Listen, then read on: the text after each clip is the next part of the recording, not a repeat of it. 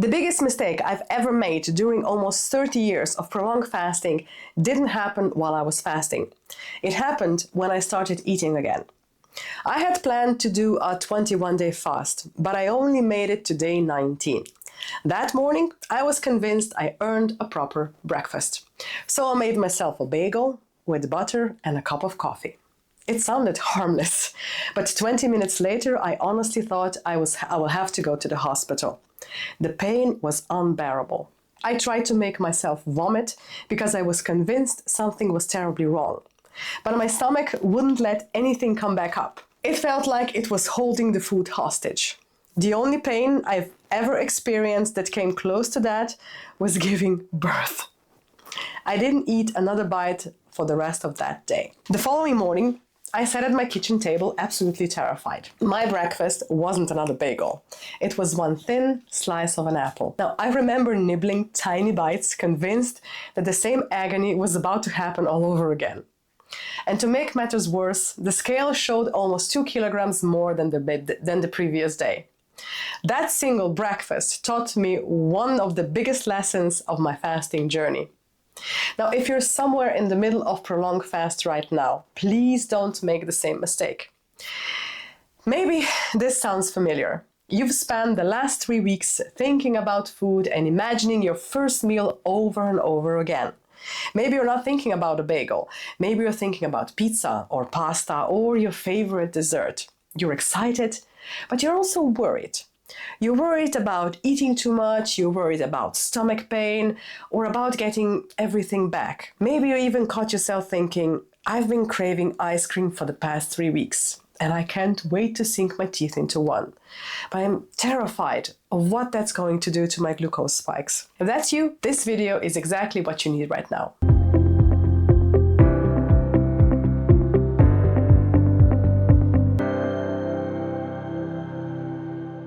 And yes, this matters far more than most people realize, especially if you're still in the middle of your fast. Because here is something I wish someone had told me when I started. The fast isn't over when you eat your first meal. The fast is over when your body has safely transitioned back to normal eating. That's the part almost everyone underestimates. In fact, I'm going to emphasize one sentence throughout this entire video. A 21-day fast isn't really 21 days, it's 28. That means you shouldn't wait until day 21 to think about refeeding. The refeeding plan should be made before day 1 of your fast. Why? Because after 3 weeks without food, you're no longer making rational decisions, you're making emotional ones. And emotional decisions almost always lead to eating more than your body is ready for. So what happens if you don't have a plan? I've seen it over and over again, including in myself. People finish their fast, they celebrate, they eat too much, and they feel sick. They spend days or even weeks dealing with digestive problems. And that's something I am also guilty of. Now, the next morning, they step on the scale and suddenly see several kilograms come back almost overnight. After 3 weeks of hard work, it feels like all their progress has disappeared. And then they say something heartbreaking. I will never do another fast again. Not because fasting failed, because refeeding failed. And if this happens, chances are they never give prolonged fasting another chance. They miss the opportunity to make it an annual health habit instead of one-time experiment. And I think that's a real shame. Now you might be wondering, why should I trust you with something this important? Well, certainly not because I've always done it perfectly.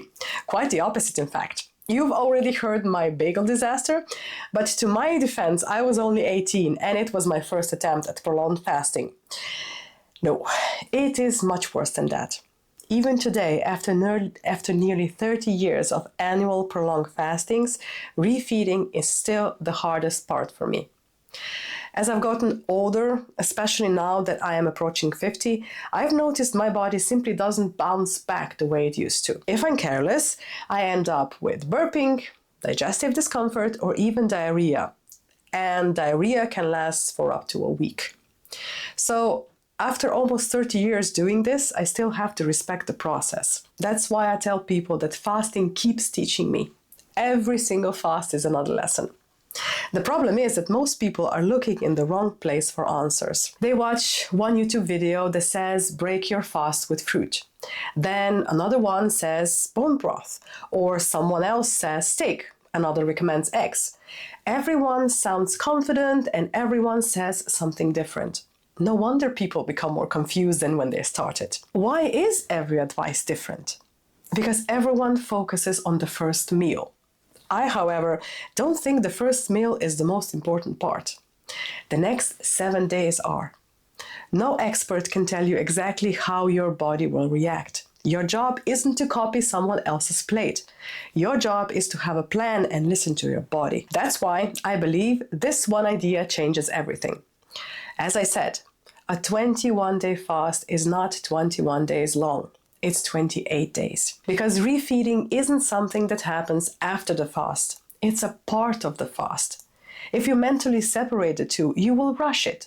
If you see them as one journey, you'll protect everything you work so hard to achieve. 7 days of refeeding. A 42-day fast deserves about 14. On day 1, or let's say then day 22, if you are having a 3-week fast, start incredibly small. I always begin with a thin slice of apple for breakfast. I've learned my lesson on the first fast. For lunch and dinner, I choose easy-to-digest vegetables like steamed zucchini, carrots, or eggplant. I add no herbs or salt. Chew every bite slowly and stop before you feel full, not when you're full.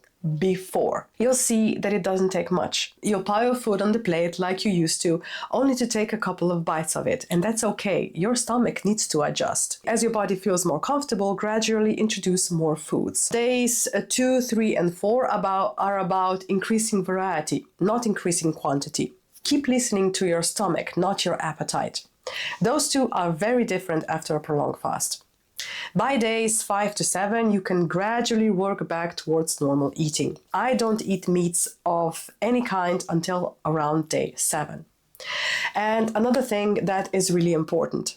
Don't treat day 8 after a fast like a celebration. Don't call it a cheat day. You've just spent 3 weeks giving your digestive system a rest. You've reduced your body fat and you've given your body a fresh start. Don't undo everything on day 29. Is it really worth being this careful? Absolutely. Because what you're protecting isn't just a number on the scale. You're protecting everything you worked so hard to achieve. Your digestion, your confidence, your recovery. And all you really have to give up is one idea. The idea that you deserve a reward meal.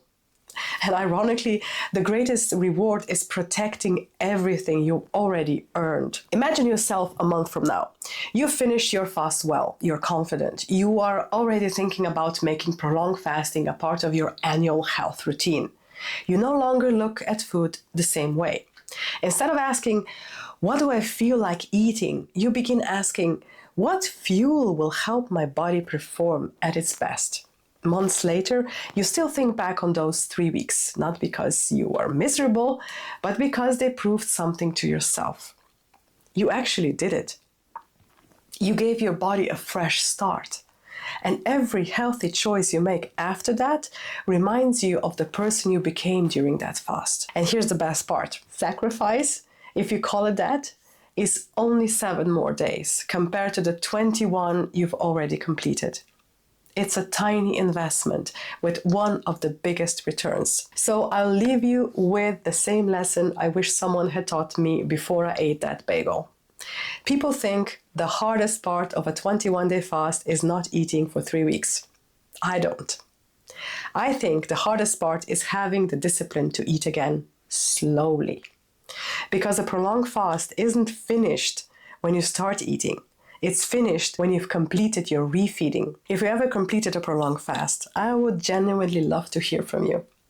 What was the hardest part of refeeding? Was it controlling portions, knowing what to eat, digestive problems, fear of gaining weight, or something completely different? Share your story in the comments. I read every single one because your experience helps me create videos that answer the questions people actually have.